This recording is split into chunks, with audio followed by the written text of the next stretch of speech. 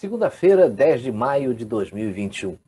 Governo inaugura a ponte que integra o Acre ao Brasil. Bolsonaro lidera pesquisa eleitoral para 2022 em todos os cenários. Caio Coppola vai ao STF contra senador Rodrigo Pacheco por censura. Deputada Bia Kicis chama o ministro Luiz Roberto Barroso para debater o voto auditável. Barroso divulga vídeo de apologia à descriminalização da maconha. Essas e outras notícias do fim de semana você vai ver aqui no Nas Redes.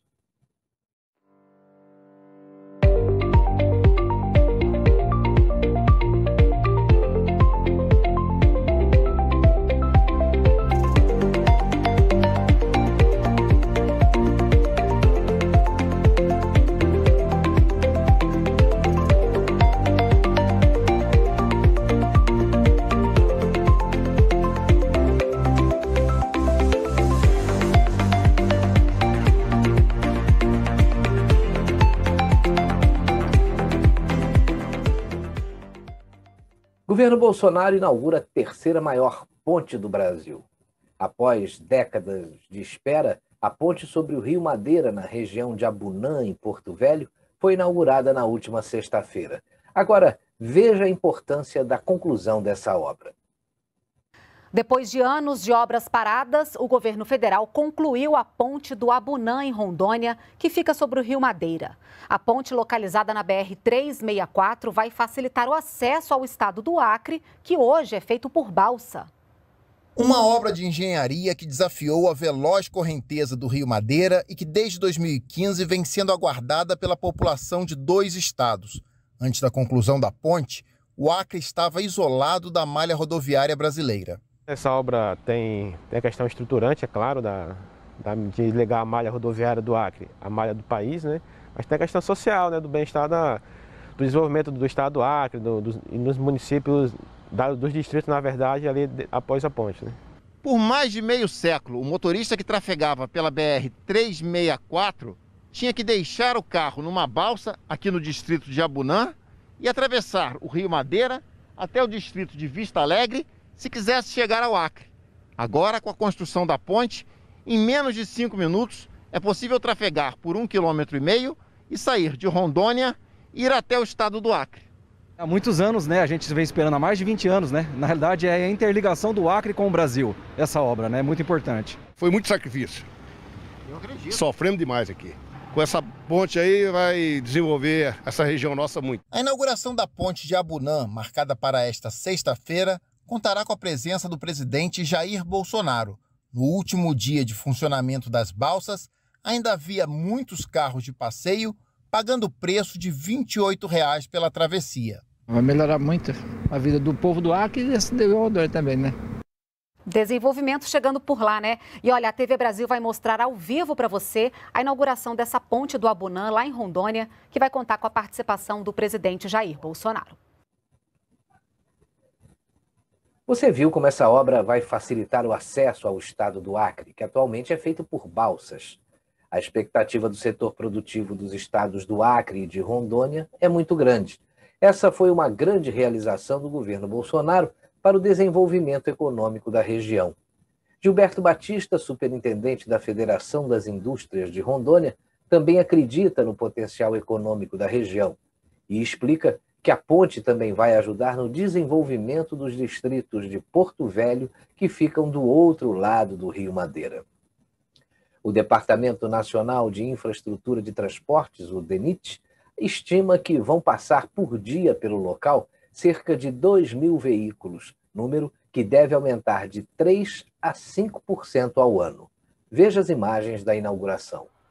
Nós estamos ao vivo com imagens lá da ponte do Abunã, onde o presidente Jair Bolsonaro acaba de encerrar a cerimônia aí de inauguração dessa ponte. Foi a entrega oficial da ponte do Abunã, que fica sobre o Rio Madeira, e vai impulsionar a economia local, além de se somar à integração entre os estados de Rondônia e do Acre. A ponte é formada por uma estrutura de concreto e aço de mais de 1,5 km de comprimento por 14 de largura, considerada uma obra estratégica para o desenvolvimento do estado e do país. Portanto, agora o presidente vai fazer o desenlace ali da ponte, fazendo essa inauguração de um trajeto tão importante ali para o transporte da produção local ali nos estados entre o Acre e Rondônia. Foram investidos na obra mais de 150 milhões de reais do governo federal. Após a passagem do presidente Jair Bolsonaro pelo Acre, circulou nas redes sociais um comentário do gerente-geral da rede Salvieiro Hotéis. Veja o que ele escreveu. Comentários dentro da rede Salvieiro Hotéis, depois da passagem do presidente. Recebemos a comitiva presidencial em nosso hotel de Porto Velho. Vejam os comentários do nosso gerente-geral. Bom dia, pessoal. Acabamos de receber o presidente e o ministro da Infraestrutura. Ficaram aqui por menos de 2 horas. Foi uma experiência gratificante. Esse texto não tem nada de político. É apenas um relato do que eu acabei de viver e quero dividir com vocês. Sabe o que ele me pediu pessoalmente? Um sanduíche de pão com ovo e queijo para a viagem. Tem noção? Podia pedir qualquer coisa e essa foi a vontade dele. Já hospedei 5 presidentes do Brasil, 3 vezes como gestor e 2 como operacional. Essa foi de longe a mais simples, menos luxuosa, com menos desperdício e com mais respeito ao dinheiro público que vi. Não estou fazendo cabo eleitoral, sabe? Apenas comparando experiências mesmo. As outras comitivas presidenciais nunca ficavam abaixo de 350k. Essa talvez de 120k. Sabe qual foi o cardápio escolhido para todos os assessores? Soldados, economistas, motoristas, seguranças, majores, capitães e generais envolvidos? Arroz, feijão, uma massa, uma leguminosa, 2 proteínas e salada de alface, tomate e cebola. E de sobremesa, gelatina e doce de leite. Nem time de 3ª divisão que hospedamos, o cardápio é tão simples assim. E todos comeram aqui. Não tinha aquelas pessoas afetadas querendo Perrier, champanhe, vinhos, rosti de salmão, lagostas e aquelas coisas que sempre eram normais em outras comitivas. Parei sozinho um pouco aqui na sala e estou mergulhado nesses pensamentos. Desculpem o horário e bom dia. É isso aí. Outro post que fez sucesso nesse fim de semana foi esse aqui, olha. A diferença entre esquerda e direita, fazendo alusão à inauguração da ponte no Acre, em contraste com a estrada de terra que terminava na margem do Rio Madeira e obrigava motoristas e caminhoneiros a utilizar balsas para a travessia. Bolsonaro lidera pesquisa eleitoral para 2022 em todos os cenários. A pedido da revista Veja, o Paraná Pesquisas fez o levantamento que mostra o presidente liderando a disputa pela presidência da República nas 4 simulações de primeiro turno, sem considerar a margem de erro. Mas ele lidera também nas simulações para o segundo turno das eleições. Vamos ver. Cenário do primeiro turno. Bolsonaro tem 32,7% dos votos. Lula aparece com 29,3%. Ciro Gomes com 6,2%. Luciano Huck, que já sinaliza que vai renovar o seu contrato com a Rede Globo, 5,8%. Sérgio Moro, que já desistiu de disputar a presidência da República, aparece com 5,8% das intenções de voto. João Amoedo, 2,6%. E o ex-ministro Mandetta com 1,4%. Agora, veja aí o cenário de segundo turno. Bolsonaro e Lula, 42,5% para Bolsonaro e 39,8% para Lula. Bolsonaro e Ciro Gomes, 43,4% para Bolsonaro e 35,3% para Ciro Gomes. E Bolsonaro, numa eventual disputa de segundo turno com o governador de São Paulo, João Dória, Bolsonaro fica com 42,6% e Dória com 31,3%. Os que não responderam somam 3,8%, e aqueles que não votariam em nenhum candidato ou votariam em branco somam 8,8%. Deputada Bia Kicis chama o ministro Luiz Roberto Barroso para debater o voto auditável.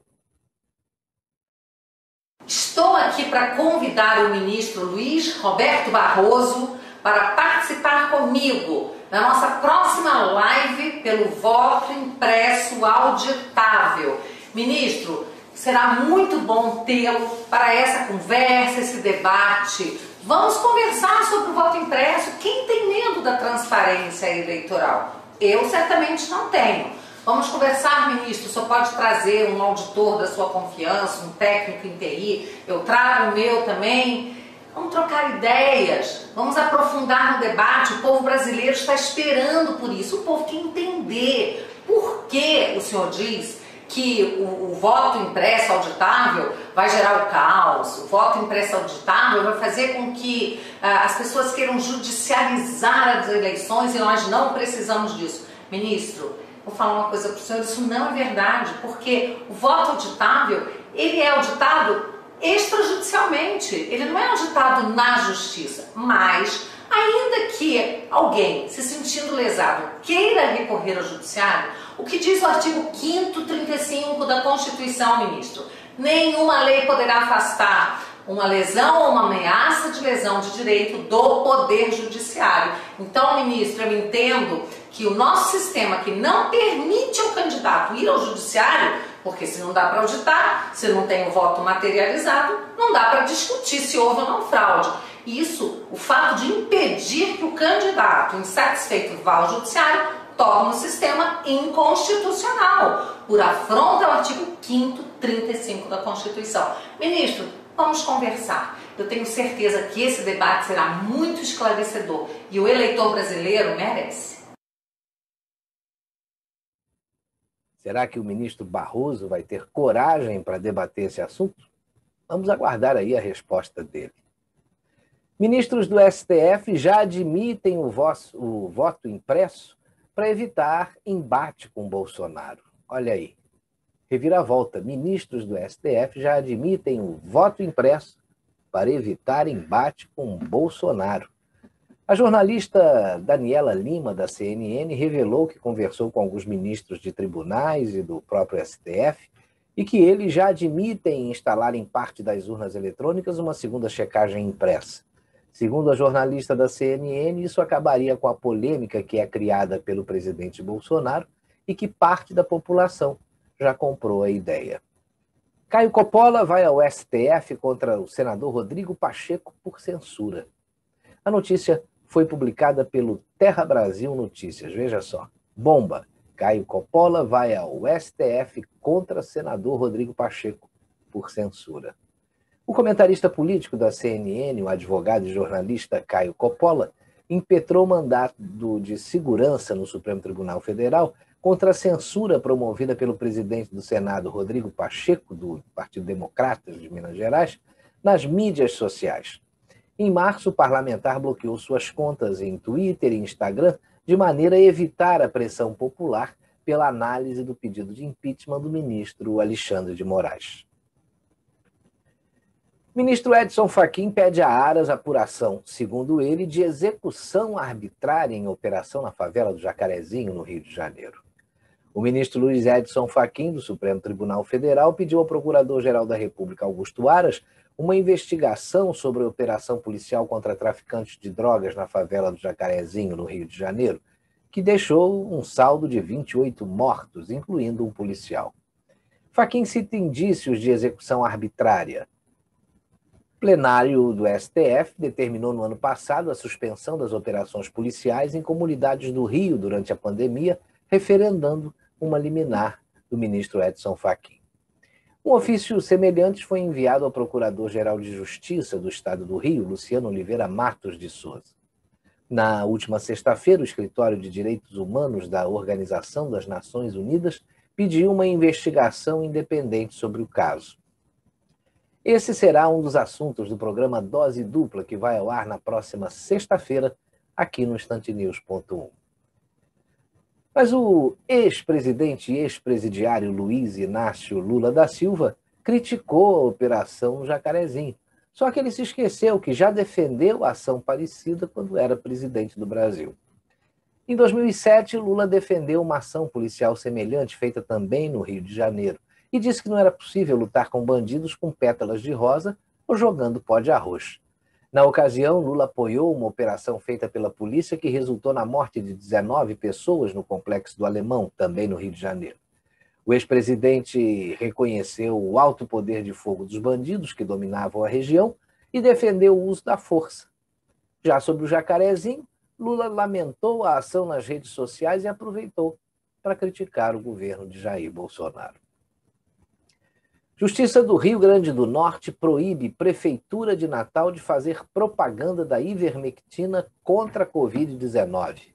O juiz da 4ª Vara da Fazenda Pública de Natal, Cícero Martins de Macedo, proibiu que a Prefeitura de Natal faça propaganda do remédio ivermectina contra a Covid-19. A ação civil pública é de autoria do senador Jean Paul Prates, do PT. Olha aí, a Justiça proíbe a Prefeitura de Natal de fazer aí a propaganda da ivermectina, foi o que publicou o Terra Brasil Notícias. Em sua decisão, o magistrado cita que conhece o entendimento do STF que proclama independência de entes federados, estados e municípios pelos seus poderes executivos, a adoção de providências e as escolhas das políticas públicas que julgarem melhores e mais adequadas para combater a pandemia da Covid-19. No entanto, nenhuma delas versava sobre o debate da eficácia ou não de um fármaco para combate à Covid-19, mas sim sobre não intervir o judiciário em situações que o executivo adota e decreta políticas públicas de impacto econômico geral sobre a questão do lockdown, sobre a liberação de aulas em escolas privadas, venda de bebidas alcoólicas, abertura do comércio, etc., disse o juiz. Randolph de Pevate Rodrigues prepara requerimento para afastar Ramagem da ABIN. O senador Randolph Rodrigues, da Rede do Amapá, vice-presidente da CPI da Covid, anunciou que vai protocolar um requerimento para afastar Alexandre Ramagem da direção da ABIN, a Agência Brasileira de Inteligência. A justificativa dele é compartilhada, inclusive nas redes sociais nesse fim de semana, é que a capa da revista Cruzoé, na qual existe uma manchete que trata o presidente Jair Bolsonaro de ter supostamente utilizado a ABIN contra a CPI. É de lascar, né? Um senador da República se baseia em reportagem de uma revista digital que, como aconteceu com a velha e grande mídia, já perdeu aí a sua credibilidade faz tempo. Ele deveria saber também que a CPI, da qual ele é vice-presidente, não tem a menor credibilidade junto à opinião pública e já sabe qual é o seu real objetivo. 4 dias depois do seu depoimento à CPI da Covid, o ex-ministro Luiz Henrique Mandetta diz que está pronto sobre possível candidatura à presidência. Olha aí, estou pronto, diz Mandetta, sobre possível candidatura à presidência. Ex-ministro acredita que Bolsonaro não será reeleito. Ele disse à CNN que está em dia com as suas obrigações eleitorais e que reúne as obrigações básicas. O ex-ministro disse também não acreditar que Bolsonaro seja reeleito. E aproveitou a entrevista para alfinetar o presidente. Ele disse, se perguntar para mim, você tem coragem aí para uma das campanhas mais sórdidas, baixas, invasivas, pelos comentários do presidente, do filho do presidente? Eu estou pronto. Para o ex-ministro, tanto o presidente Jair Bolsonaro quanto o ex-presidente Luiz Inácio Lula da Silva entram na corrida eleitoral já desgastados. Para o médico, ambos têm passados que serão lembrados por todos os brasileiros. Parece que o Mandetta se esqueceu que tem um passado e que esse seu passado também é bastante comprometedor. Basta pesquisar no Google. Olha aí, são 35 processos de Luiz Henrique Mandetta nos diários oficiais. 15 processos são do TRF3 e 9 processos são do Tribunal de Justiça do Mato Grosso do Sul. Desses processos encontrados, 20 deles têm relação com o Ministério Público Federal. CPI da Covid mira consórcio Nordeste e governadores terão que explicar compra frustrada de respiradores. Olha aí. Saiu também no Terra Brasil Notícias. Após longa sessão da CPI da Covid na semana passada, na última quinta-feira, senadores aprovaram em bloco uma série de requerimentos para a comissão e, entre os mais de 60 pedidos aprovados, estão solicitações de informações de governadores de todos os estados do Nordeste. É o que informa o site Congresso em Foco. Foguete descontrolado da China poderia cair no Brasil e chegou a ser visto nos céus de alguns estados. Só que acabou caindo no Oceano Índico. Uma estação de monitoramento na cidade catarinense de Monte Castelo diz ter avistado por volta das 18h30 deste sábado os destroços de um foguete chinês em queda. Segundo o site NSC, a estação que detectou os destroços integra a Rede Brasileira de Monitoramento de Meteoros, conhecida como Bramon. Os destroços também foram vistos no céu de outros estados brasileiros nos últimos 2 dias. Rio de Janeiro, Rio Grande do Sul, São Paulo e Minas Gerais. O foguete já estava perdendo altitude e as autoridades chinesas estavam aguardando a sua queda. A Agência Espacial Chinesa fez um gerenciamento de curso desastrado, segundo os cálculos que foram realizados, né? Eles não tinham ideia de qual seria o ponto exato da reentrada do foguete na atmosfera. Os destroços do foguete chinês Long March 5B acabaram atingindo o Oceano Índico na madrugada desse domingo, a oeste do arquipélago das Maldivas. A maior parte dos componentes se desintegrou na atmosfera, informou a emissora Xinhua, ligada ao Partido Comunista Chinês, o PCC. Só que a NASA criticou a China por seu fracasso em atender os padrões responsáveis depois que os destroços do seu foguete fora de controle caíram no Oceano Índico, próximo às Ilhas Maldivas, nesse fim de semana. Aí o post que foi publicado pela CNN Brasil. Situação na Colômbia segue em grande tensão e com feridas profundas já registradas, como mortes e denúncias de violência policial. Aí, situação complicada na Colômbia, o que tudo indica. Essa crise na Colômbia começou com a proposta de reforma tributária do governo de Iván Duque. Apesar do governo ter revogado a reforma, havia tensões represadas. E aí, com a pandemia e com a desigualdade social no país, e o debate sobre a atuação das forças de segurança para conter as manifestações, parece que o país virou um barril de pólvora.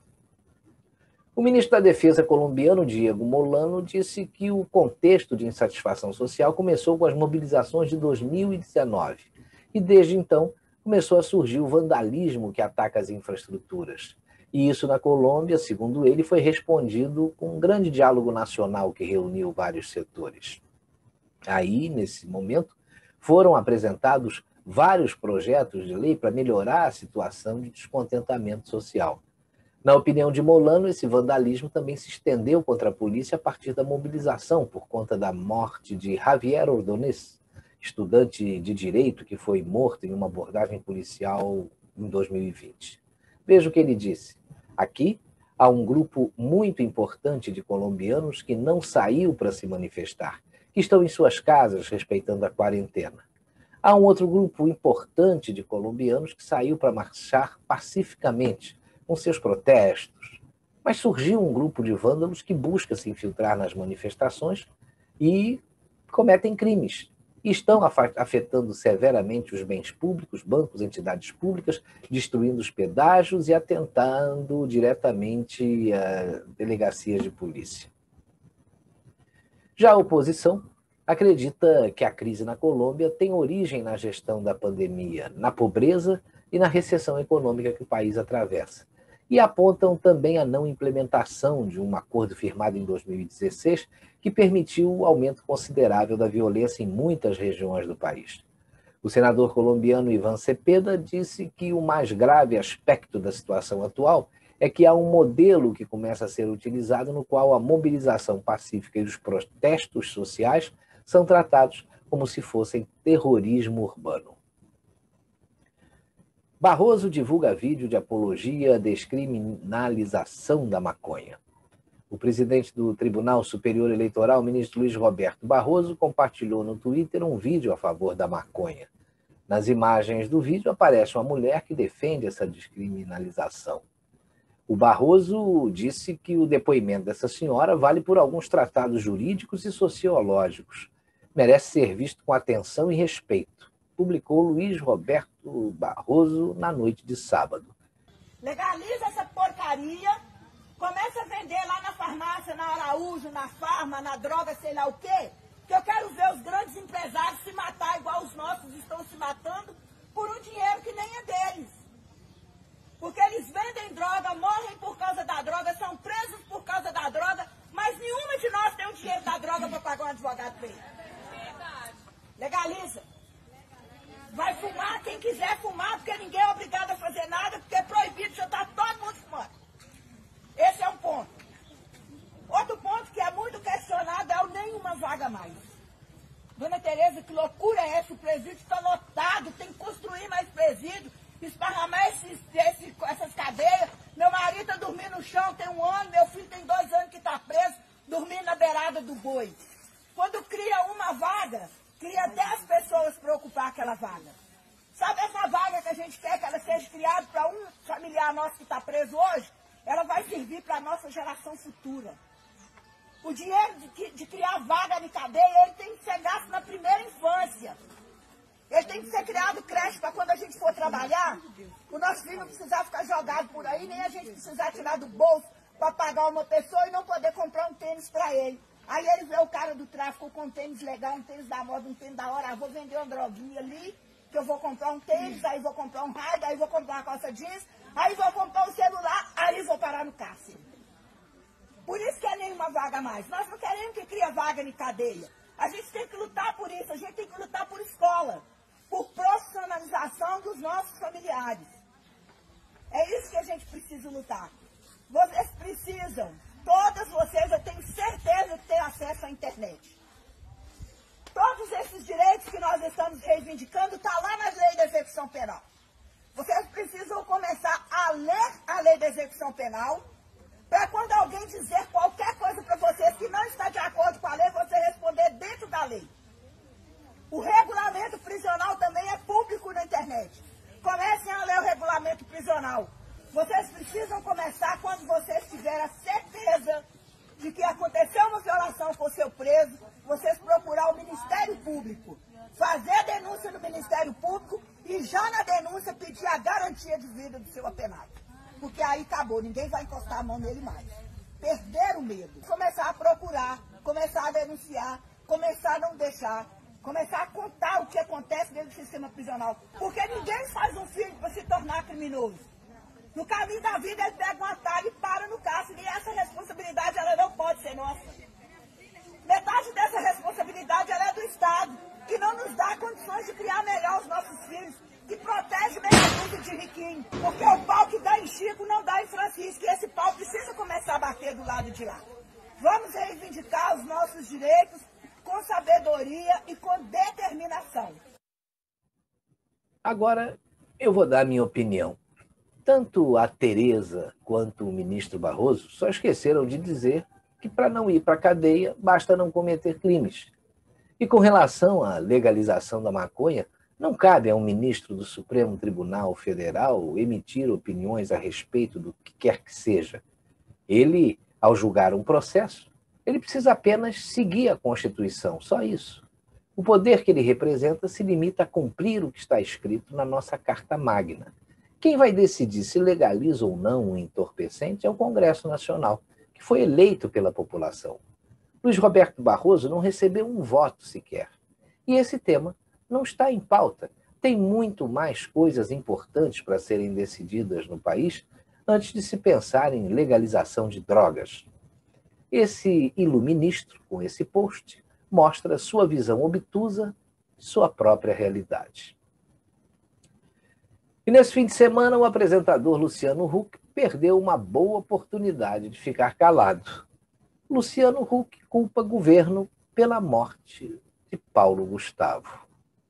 No programa Caldeirão do Huck, nesse último sábado, o apresentador Luciano Huck culpou as ações do governo brasileiro na pandemia pela morte do ator e comediante Paulo Gustavo. Ele disse que foi uma partida injusta que poderia ser evitada. Se o Brasil tivesse levado a sério essa pandemia desde o começo, hoje todos nós já estaríamos vacinados e o Paulo não teria partido, declarou o Global, que é cotado como um dos possíveis candidatos ao Palácio do Planalto. Nós aqui no InstanteNews.1 lamentamos a morte do humorista Paulo Gustavo, um talento que se foi prematuramente. Agora, querer culpar o governo ou o presidente da República pela morte do ator politizando essa questão, aí já é demais, né? Como diz um post que foi publicado esse fim de semana nas redes sociais, quando a morte de um comediante comove mais do que a morte de 2 professoras e 3 crianças num atentado à faca com tamanha brutalidade, nós temos a certeza que estamos perdidos em valores. Lamentável. O Nas Redes fica por aqui. Estaremos de volta na próxima segunda-feira com um resumo das notícias do próximo fim de semana. Tenha um bom dia.